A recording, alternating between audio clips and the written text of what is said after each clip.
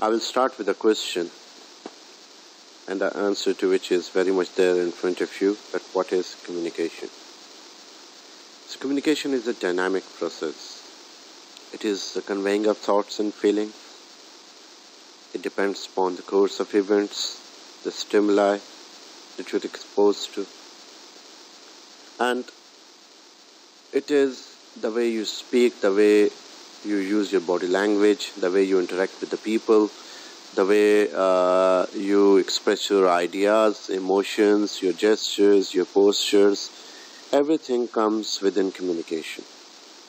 The word communication is derived from Latin word communis, which means to share or to participate. So when you are sharing something or participating in some activity, so that is communis or communication. It is also called a two-way process of reaching mutual understanding, in which parties involved exchange information, news, ideas and feelings. So this is very generic definition about communication. So if you go to the broader sense, communication is not only about sharing of ideas, emotions, feelings, gestures, postures, exchanging of information, mutual understanding. The communication is a slightly bigger subject. Like in very simple words, when we talk about the word telecommunication, so even in that thing communication is involved. So communication simply means transferring something from point A to point B. Like you put something from your sofa and drop it on your table. This is communication.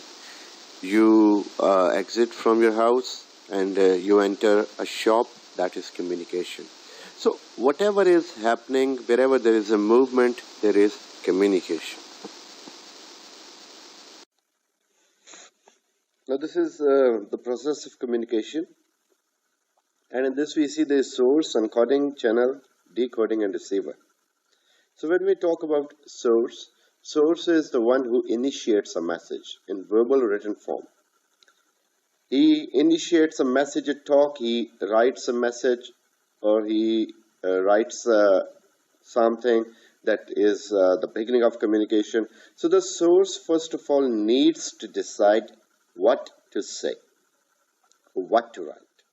Now, this is very important question that we should know, that what our requirement is.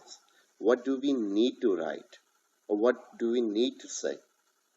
We can say plenty of things, but we should plan and then speak. So we should always think before we are speaking something. So whatever we are speaking is worthless or not. The thing that I am going to communicate, is it authentic or not? Or the thing that I want to say to the people, is it true?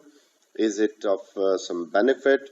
Or is it for larger good purposes? So then the source should issue or initiate the message. And then the message is encoded. So encoded is like a form of making codes of the sound signal. That can be in various types. For example, when you talk about the transmission on radio or television, so sound is transmitted into electric signals. So that is encoding of it.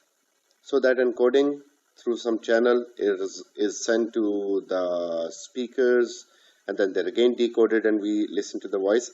So this is encoding. Now encoding a process in which we give a formal way, a formal dress to the language. For example, that can be Urdu language, that can be English language. So we are giving some shape to the language. Now I have some thought. I have some thought that I want to write. I have some thought that I want to say. Now writing and saying that in some particular language is encoding of it. Like I am encoding that in Urdu, I'm encoding that in English, and then I'm transmitting it. And then there is a channel. The channel is, channel can be verbal channel, or that can be written channel. So in verbal channel we have one-to-one communication, like which is called face-to-face communication, telephonic communication. So these are verbal channels. In written channels we have text messages, we have email, we have letters. So that is a written channel. And then communication, then whatever is said and whatever that passes through a channel is decoded. So when we are decoding the message, if we know English, we can easily decode the message of English. If we know Urdu, we can decode the message that is sent in Urdu. And there is always a receiver. So he is basically the one who decodes the message. So once he is done with the decoding, he will give a feedback to the source. Now that feedback will ultimately mean whether communication is successful or not. For example, the source sent a message and the message was in verbal form, and the receiver heard the message and then he replied to it correctly. So this means the communication process was successful and this was an effective communication. So if you go into your past, like this was a common game in the childhood that we would practice or experience such communication style, that we held two jars and or two tins along with a wire that was attached to both of them, and from one end one would speak and from the other end the receiver would listen. So from there we have this communication process, and so I'm explaining from that point of view. So you can see the sender. So the sender here is holding the tin in his hand, and he is basically the speaker, he is the sender, and whatever he is saying, that thing is encoded. If he is saying in Urdu, so that message is being recorded in Urdu, or he is saying that in Urdu. If he is speaking in English, so that is the encoding of the message in English. So both the tins and the wire, it is the communication channel through which the voice is transmitted. The message goes through the wire, so it is inside somewhere, and then when it reaches the receiver, he decodes the message. For example, if he knows Urdu, so the message is in Urdu, so he is decoding it because he knows the codes of Urdu language. He knows how to break them. Now, the process of communication, and in this process of communication, the source is of greater importance. Now, the source determines why to communicate, what to communicate, the usefulness of communication, and accuracy of the information to be communicated. Now, that depends about source. That depends upon the source, what kind of person he is. Like, for example, you must have heard that if someone is telling some hadith or some Quranic verse, we do ask the source of it. Or especially in the case of hadith, we do ask the source of it because there are so many people who are narrating hadith, and we need to make sure whether it really exists or not. And in your daily life, you must have seen that if you come to know that a person who is always cheating, who is always lying, who is always deceiving others, you will not tend to believe in what he says. You will be saying that person is always liar. So we cannot trust the things said by such person. So the source is of greater importance. The authenticity of the source, the truthfulness of the source, that matters a lot. So in communication, the role of the source is very important because for good communication, the source should determine why is he communicating and what is the content that he should communicate. Like, we can speak aimlessly, but he should first determine that for a good communication rather, that what he can speak, or what should be the content, what should be the knowledge that he should deliver. Like, we prepare our lecture before we go to the classroom. And then usefulness of communication. He should keep in mind that why is that communication going on? Is this useless talk, or that will aim or that will achieve something in the end? So this is one of the key factors that he should note. Then accuracy of the information. The source should make sure that whatever information he is sharing is factual, is authentic, and is accurate.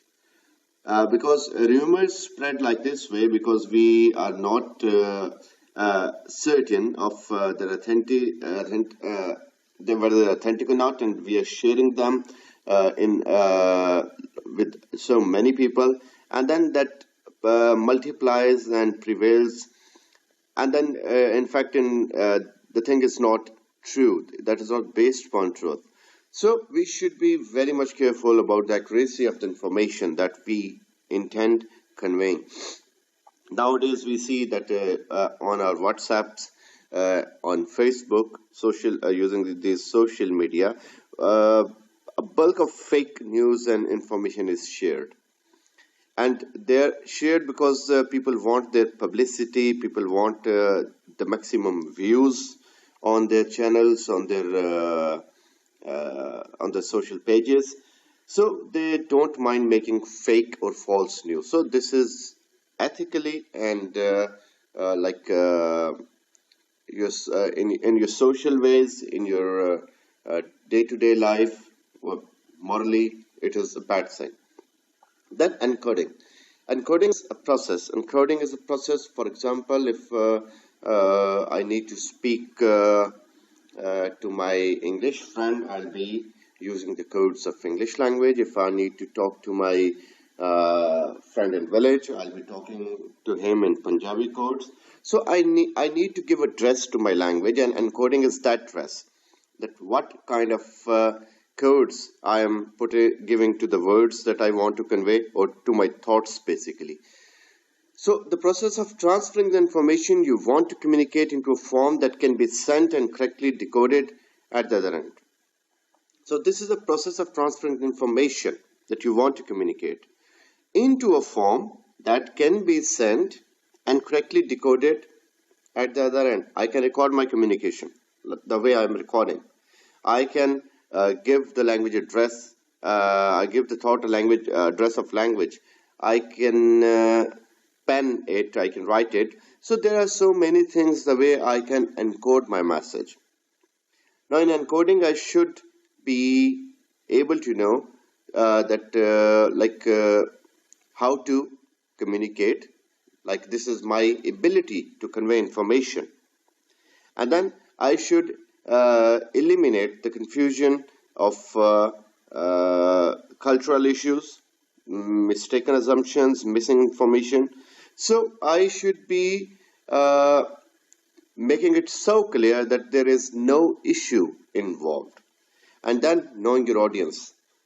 If I am recording my message, I am encoding my message, I should know who are the people I am talking to or referring to. If the people that I am talking to are English, then I should be recording my message in English or sending my message in English. If the people happen to be Urdu speakers, then my language, preferable language, should be Urdu. So this matters. So we should know the audience, and we should make our content. Why are we communicating with them? What are we communicating with them? Usefulness of communication. Everything should be prepared according to the need and wants of the audience. Lacks, wants, and needs of the audience. Next is channel. So we have verbal communication channels and written communication channels. So the channels are the medium through which the conversation or the communication is going on. So in verbal communication channel, we have face-to-face meetings, we have telephone, we have video conferencing, and in written communication channels, we have letters, emails, memos, reports. So in verbal communication channel, we have face-to-face meetings. Like we talk to a person face-to-face, we can look at each other's expressions. There's no confusion about that.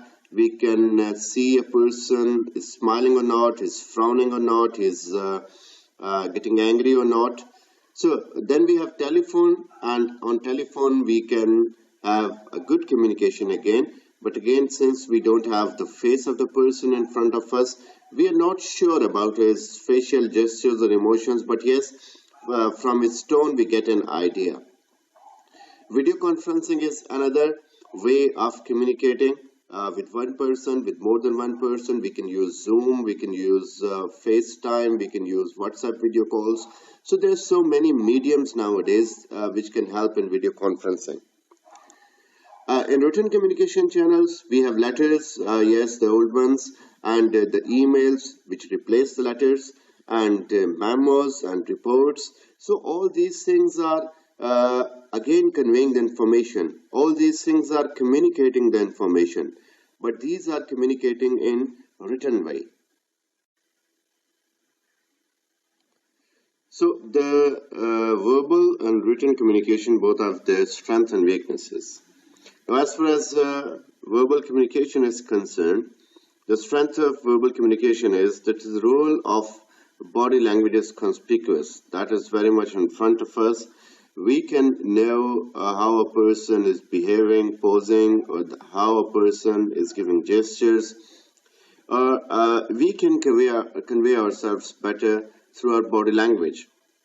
Like in every good presentation, our body language fills in 75% of the communication, and rest of 25% or even less than that is verbal section. So more than 75 to 80% is the role of your non-verbal communication, and body language is one of them. So there is the strength if your body language is working well. Like it is not present in written communication. We cannot see the body language and the non-verbal communication in the written scripts.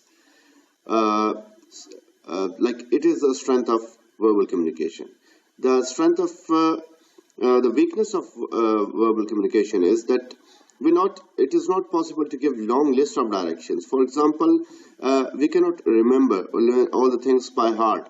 I cannot remember longer points by heart, so I need to pen them down point by point. Okay, if I am to initiate a meeting with my colleagues and I am presiding the meeting, so I will be keeping my notes with them, and by looking at one point I'll be explaining the point. So this is the way that is easier for me. I don't, or not everyone has very good memory that they can remember everything by heart. So this is weakness of verbal communication. Written communication, the strength of written communication is that there's always a proof of communication. Whatever we are talking, we are making it documented, we are making a proof of it, we are making it written in black and white in front of us. So the proof in written communication is not found in the verbal communication. We are not all the time recording, audio video recording the person so that we can have a proof of what the person said. But the written communication, especially in official documentation, is a proof. All the letters are a proof. So we need to keep them saved so that we need to use them when there is time. And then weakness, the written words do not show how a person's actual feeling. So written words never show that the feelings of a person, the true feelings of a person. We cannot understand by looking at the written words the emotions. Text messages and written communication that has for a very long time creating a confusion among the relations, because we could not express our emotions, that if I'm writing something bad, then I'm feeling bad as well. No, there could be vice versa. Now we can use emoticons, we can use gestures, so we can be sure that what is the mood of the person in conveying an information. But in those days, in earlier days, we did not have this proof, and even the official documentation, we still don't know what is the actual feeling of a person. So this is the weakness of it. Decoding is like to listen actively.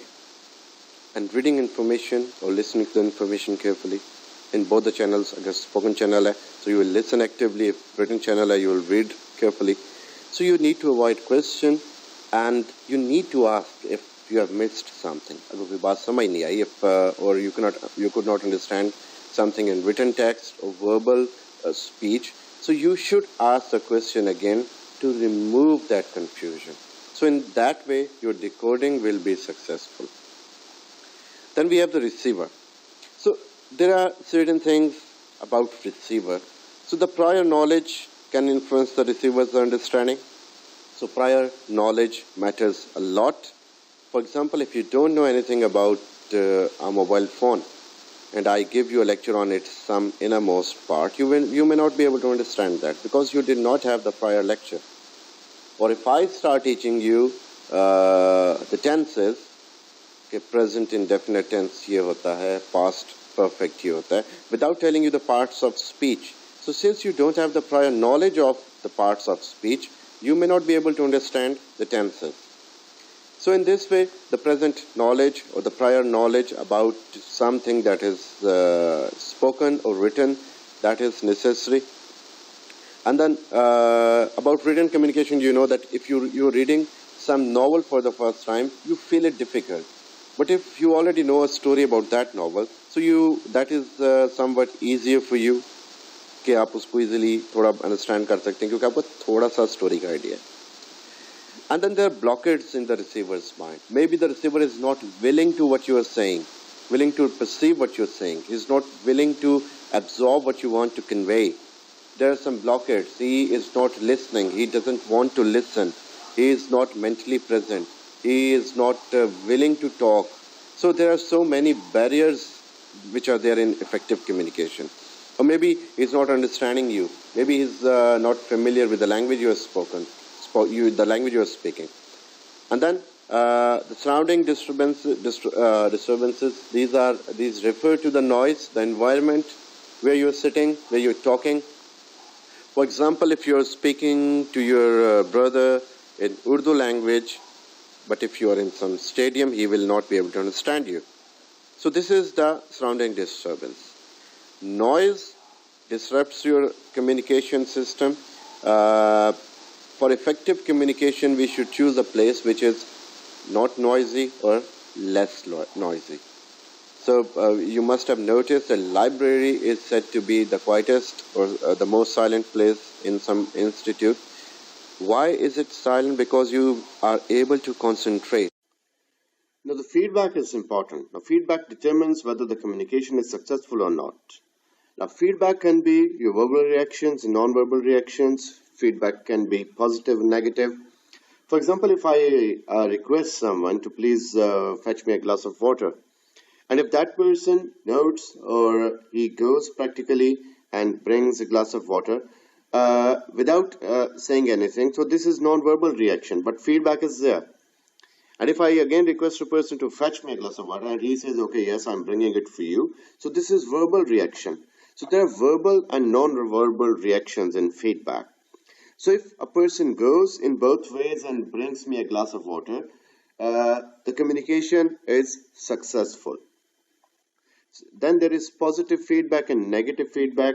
We give a feedback to each other, and that feedback sometimes is constructive, sometimes that is critical. So both are aiming at the betterment of something. We always give a feedback because we want improvement in something. So feedback is only given when you have understood a thing, whether it comes to your standard or not, whether you are impressed or not. In both the ways, we need to give feedback. The students are writing in their examination on the papers, we check them, and then the score or the comments we write on them are our feedback. So if the feedback is there, that makes certain that communication was successful. Next, we have types of communication, and the types of communication is different according to certain different classifications. So first of all, it is according to the number of people who receive the message. So according to this, we have interpersonal communication, intrapersonal communication, group communication, and mass communication. So interpersonal communication is when we are talking to someone, to some people, to one more than one person, when we are having discussion with them, when we are having some interaction with them. So in this way, that is interpersonal communication. That is beyond your personal level. So you're talking to either one or more than one person. So we daily go through this process. We talk to people in our house, in our professional life, in day-to-day markets, in our way back home. So whatever we are doing, we are meeting people. Man is social animal. So man needs society to live with. So if we are talking about interpersonal communication, then there are so many people who are having certain different images of us. So we are not what we feel, what we are. So we are what others see us as, what they feel us to be. So our image about our image in the eyes, mind of the other people, that matters a lot. I may be considering myself the best person, but I don't know that my next door neighbor, what does he think about me? So our interpersonal communication should be good. So the words are your expression, the expression of your character. They tell what you are. So once a person came to Socrates, the great Greek philosopher, and he was having a towering personality. He was in a very good dress. He seemed rich. So when he met Socrates, and Socrates asked him to communicate, to talk. So he asked him to talk so that Socrates can observe what kind of person he is. So your personality, your being rich or poor, or your dress sense, that doesn't make what you really are. That is your communication. So your communication makes it what you need to be or what you really are. Then we have intrapersonal communication. Now, interpersonal communication is a person's own communication with his own self. The way a person talks to his own self. As a manner of monologue, as a manner of soliloquy, that a person is talking to his own self, or he is giving address to his thoughts. So we see the examples of intrapersonal communication in dramas when an actor is talking to himself so that the audience knows what does he feel or what is he feeling right now. And our intrapersonal communication is basically a way towards the interpersonal communication. If our loneliness is better, our gathering will be the best. So if our loneliness is full of sins, so our gathering must be like this. So the birds of feather flock together. So a man again is known by the company he keeps. So our intrapersonal communication, our thoughts, our whatever we are thinking the whole day, that matters a lot, and that weaves a way to our interpersonal communication. Then we have group communication. We have so many people gathered and we are talking to them, like in classroom lectures, like in academies, like in official meetings. So we have larger group. So when we are talking to them, this is group communication. Again, for group communication, we should be conscious in using proper words. Then we have mass communication. Now the mass communication is what I am doing here. So I am recording this lecture, and all the students and all those who have subscribed my channel, they will be listening to this lecture. And this is like, especially at this level, one should be very conscious about the selection of words, because your words are communicated. And they're not communicated to one person. Even one person is sometimes enough to create rumors about you or about what you said. So you must have heard about Chinese whisper, that you whisper in someone's ear and that thing is transmitted from one to another. And the last person who listens to the whisper is, he comes up with entirely changed sentence or topic. So this shows that even one person is enough to convey the false news. For mass communication, we need to talk sometimes to a huge public, and we should be very careful about the selection of words. Then, second classification is on the base of medium employed. So when we talk about medium, we have verbal communication and we have non-verbal communication. So verbal communication is when we are using the words or in oral or written, both forms. And non-verbal communication is our body language, our emotions, our expressions, our feelings, our gestures, our postures, our eye movement, and then silence, space, and time. So silence, space, and time are again very crucial for the non-verbal communication. The third classification is on the base of organizational structure. So in third classification, we have formal communication and informal communication. So formal communication is the communication in which we are very much careful about the selection of words, and because we don't want that, we don't want to include slangs in them, we don't want to include joke in them. So that has to be very didactic kind of communication, the communication that is very serious, serene kind of communication that we are making. So that is informal communication. Informal communication is when we are not taking much care about the rules or the standard of language that we are using. So we can sometimes use non-standard language, we can use slangs in them. So that happens between friends or the colleagues who are quite near to each other, who have intimacy with each other. Class fellows have informal communication. We have informal communication with our good friends, cousins, brothers, family. So there is an informal communication. Then on the base of flow direction, this is fourth classification. We have downward communication, upward, horizontal, and diagonal. So downward communication is when a boss is writing a letter and he is transmitting the letters to his subordinates. That means that comes from high up to the junior ones, from the employer to the employees.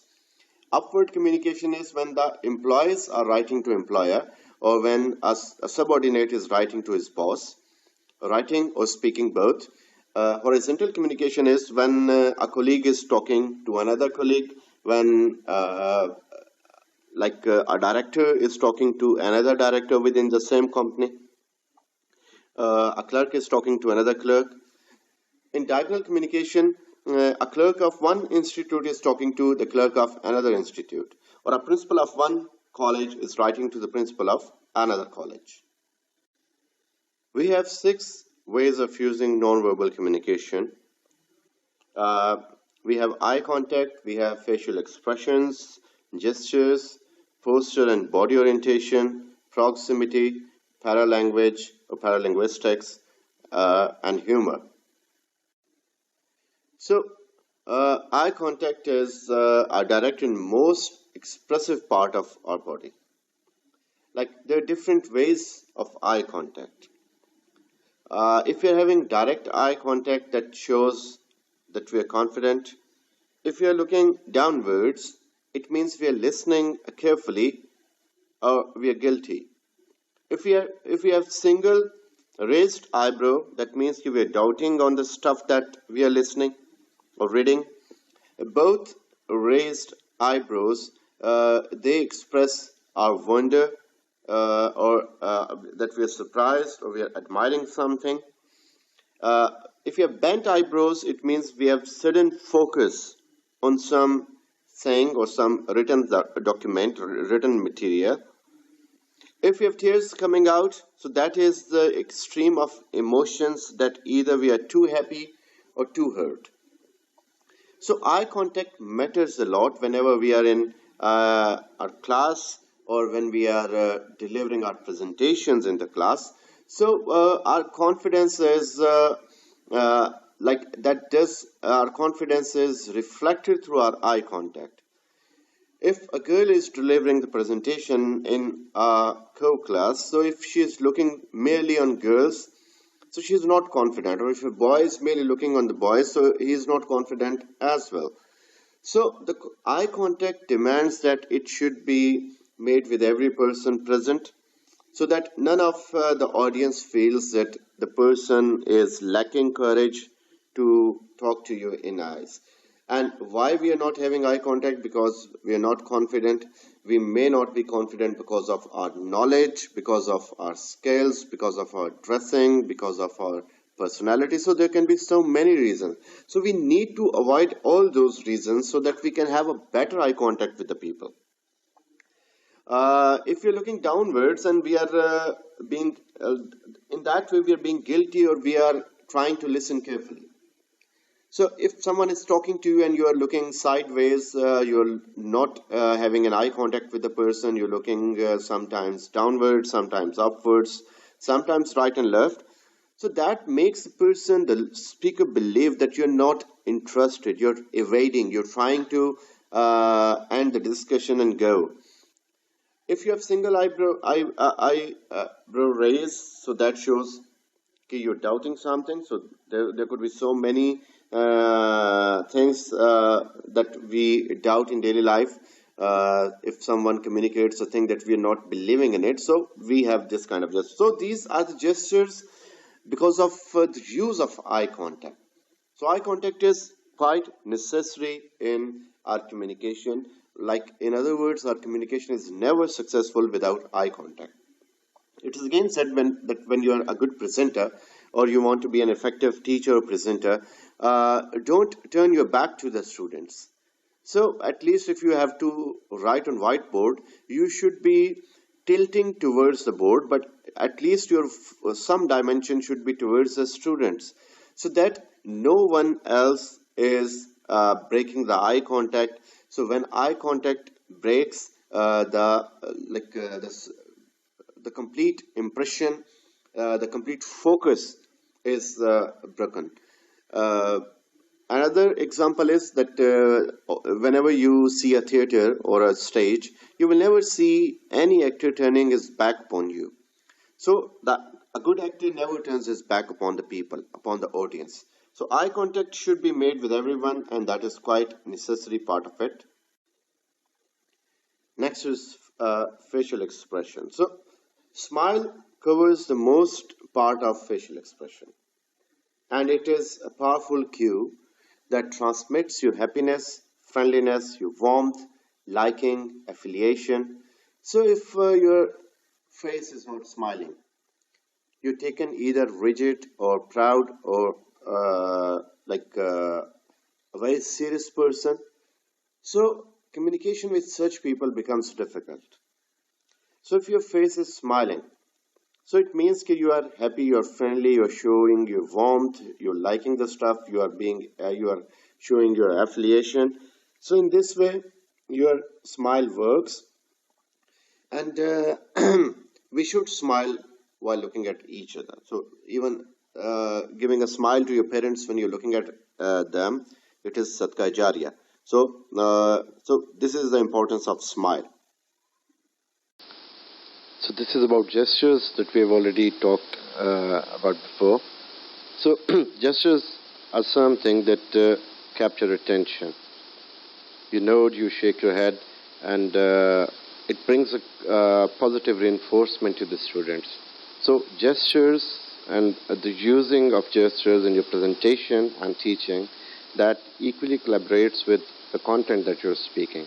So that makes the teaching style, presentation style, or the communication style lively. So this is about posture and body orientation. So we talk, we walk when we are in the class, or when you're presenting. It's not good to stand on the rostrum or dais and state what you are saying. You should be walking and standing erect, but you should not be rigid in standing erect. Like, you should be moving, you should be facing the audience. And remember one thing: whenever you are presenting something, or even you are acting on stage, do not turn your back to the audience. you should never be showing your back to the audience, because that loses eye contact and it is not good for teaching presentations or communications. So you should maintain the proper eye contact. So this should be your posture, and this speaking with your back turned or looking at the floor, ceiling should be avoided, and extra hand movement in your pocket, inside, or combing your head hair with your finger. So that is not good when you're teaching somewhere. There are always cultural norms which dictate a comfortable distance for interaction with the audience.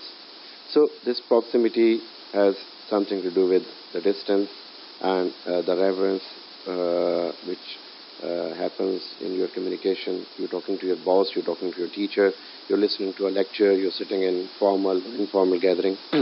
So proximity at certain levels. Sometimes it happens that within a class we want discipline, or whenever you're presenting something in your classes, you want people listen to you.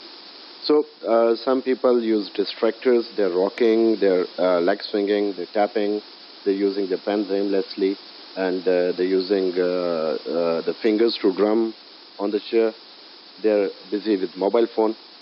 So to avoid this thing, you should be walking within the class, and if you're a presenter, you should be walking in this way that everyone is like in front of you, and you are having proper eye contact.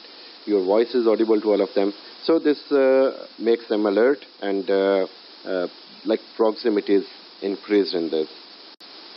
So now the paralinguistic features, I have already given you some details about it. So here is furthermore. In paralinguistic features, we have tone, stress, rhythm, loudness. In tone, we refer to intonation, like the rise and fall of human speech sound. Sometimes we need to lower our voice, our tone. Sometimes we bring the tone to the high pitch. So this is the movement of tone. We should not be maintaining one tone, the monotone basically. So that monotone creates monotonous in the class. So that such a presentation, such conversation, such communication, such lecture sounds boring. So we need to bring intonation. We need to bring rise and fall in our tones. Stress is again linked with the tone. We stress in sentences, we stress in the words. So when we are stressing the words, we stress syllables in them.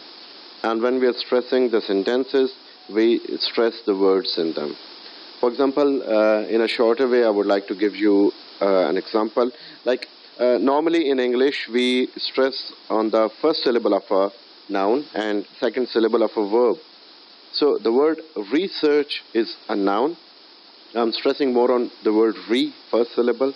Research is a noun and research is verb. So this makes a differentiation between them.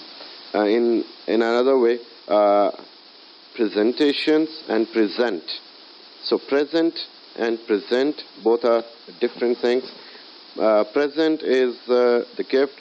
Present is to gift it to someone. So in both. So present and present are the same, like have the same spellings, but they are pronounced differently when dealing them as a noun or as a verb.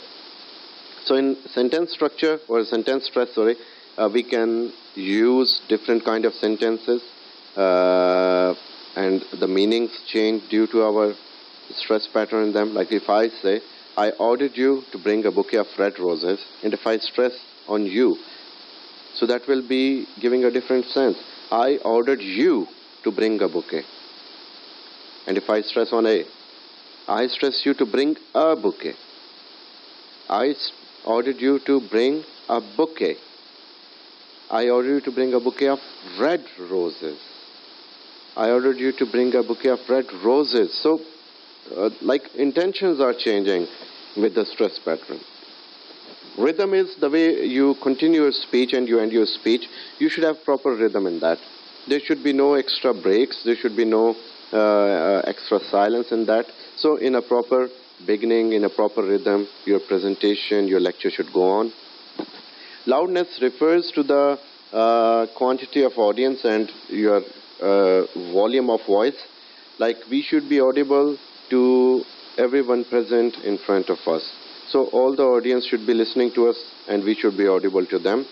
Our voice should not be slow enough that they cannot comprehend what we are saying. So we have over 630 muscles in our body. Eye muscles are the busiest muscles in the body since eyes are all the time working when they're not closed, when we're not sleeping. Except for that time, we are always using the eyes, so those muscles are the busiest muscles of the body. Scientists estimate that they may move more than 100,000 times a day. Around 1 lakh times we move the muscles of our eyes. We are so busy with them. So it takes 17 muscles to smile and 43 to frown. So we can use only 17 muscles to bring smile on our face. We use 43 muscles to frown and show anger on our face. So smile every time you see someone. And the strongest muscle in your body is your tongue. Use it effectively. We don't have to talk all the time. God has given us 2 ears and 1 mouth so that we can listen more and speak less. And whatever we speak should be comprehensive and should be full of wisdom. So it takes the interaction of 72 different muscles to produce human speech. So there are different muscles in the body which when combined produce the human speech. So we should be taking care of this force consumed. If we are daily consuming or utilizing this force and creating a human speech, then that speech should be good, positive, and productive.